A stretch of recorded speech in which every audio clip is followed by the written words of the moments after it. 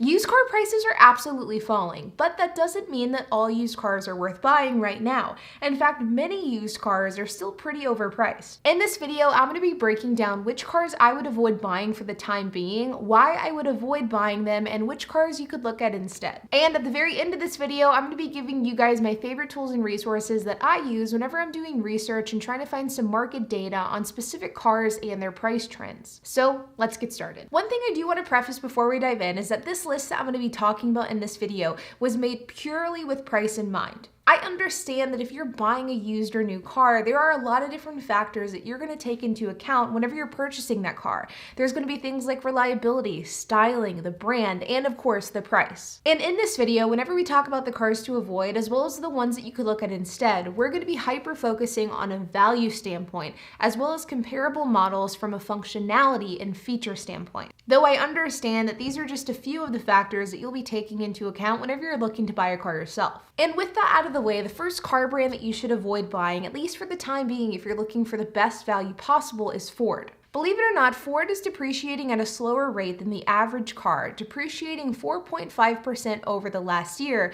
and just over 1% in the last 30 days. But the good news is, not all Ford models should be avoided.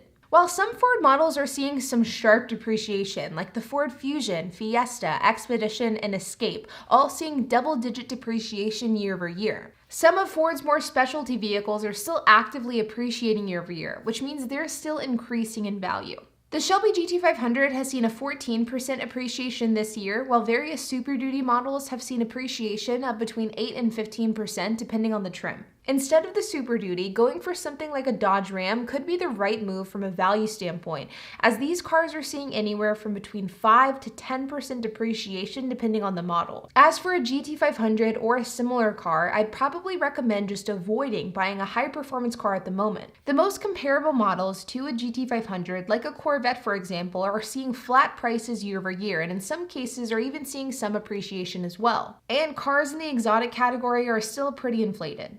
So as far as value and deals go, the high performance segment just simply has not caught up to the rest of the car market yet. And for that reason, I probably would avoid buying those cars altogether. I don't know that there is a great alternative unless you're willing to pay a premium. Next up is the Genesis, which is Hyundai's luxury arm. Genesis are seeing depreciation, but not at a fast pace. And over the last year, they've only depreciated a couple of percentage points. This isn't entirely surprising given the fact that Genesis is a high-end luxury brand, and high-end luxury brands over the last year have been depreciating at a slower rate than other segments. But even whenever you compare a Genesis to other luxury brands, they're still depreciating at a much slower rate. And because of this, if you're somebody who's interested in buying a luxury car similar to a Genesis, but you want something that's a little bit of a better deal, then I would look at a Lincoln. Lincoln across the board is seeing extreme depreciation, in some cases more than 25%, but in all cases, with the exception of the Navigator, they're seeing depreciation of over 10%. Depending on the type of vehicle that you're looking for, there are a variety of models from Lincoln that could be alternatives to a Genesis, including a Nautilus, Corsair, or Aviator. Or if you're wanting something a bit older and cheaper, an MKC could be a great value choice.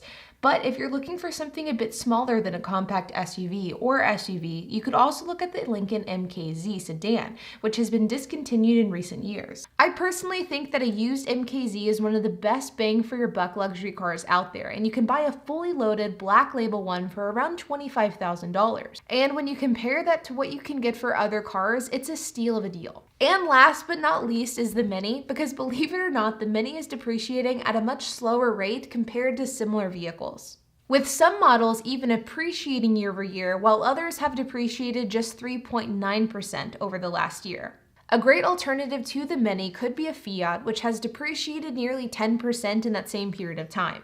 A couple of honorable mentions that I didn't want to focus on too heavily in this video because I talked about them in the past are cars like the Mercury, which has seen an 8% increase in value over the last year, though it does look like prices have begun to fall in the last 30 days. Pontiac is another one that has seen a whopping 20% appreciation year over year. And Saturn, which in the last 30 days has actually gone up in value, not down. Now, these are just a handful of the cars that I would avoid buying for the time being, simply from a value standpoint.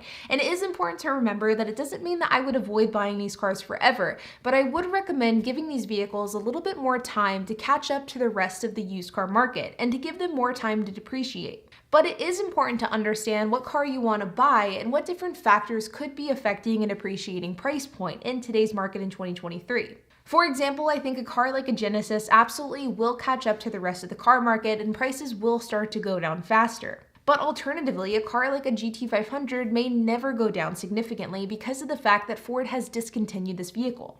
So it is important to take into the context of each different car you're wanting to purchase, that way you can make an educated decision. But in the meantime, here are some of my favorite pricing tools, that way you can do your own research. CarGurus.com is a great tool that allows for you to see depreciation of categories of vehicles, makes, and models. This is a great tool to analyze trends and to see what car prices are today versus what they were in the past. This is great to see how much you are paying for a car versus how much it's actually worth. Next up is Cars.com. I really like Cars.com because of the feature that allows for you to see historical pricing, and most third-party selling platforms should have something similar to this. This allows for you to see what the pricing data of a particular car is. It shows you if there were any price increases or price drops, and it also shows you how long a car has been listed for. The longer a car has been listed and the more price drops means you have more and more negotiating power on that vehicle. Lastly is Facebook Marketplace. Now, buying private party on Facebook isn't for everyone, but even if you don't want to buy from someone on Facebook, looking on Facebook Marketplace to see what prices cars are selling for can be very helpful in educating yourself on what you should pay for that same car. This way, once you get to the dealership, you can use those private party prices as a gauge. You most likely won't be able to buy a car at a dealership for the same price you would have if you purchased private party, but keeping those private party prices in mind can help you from getting taken advantage of. In addition to these tools, looking at things like KBB.com, AutoTrader, Manheim Market Reports, as well as Cox Automotive can be great ways to stay up to date with the most current trends and data. And like I've said on this channel about a dozen times in the past, I think the best way to ensure that you can get the best deal on a used car is to simply be an educated buyer.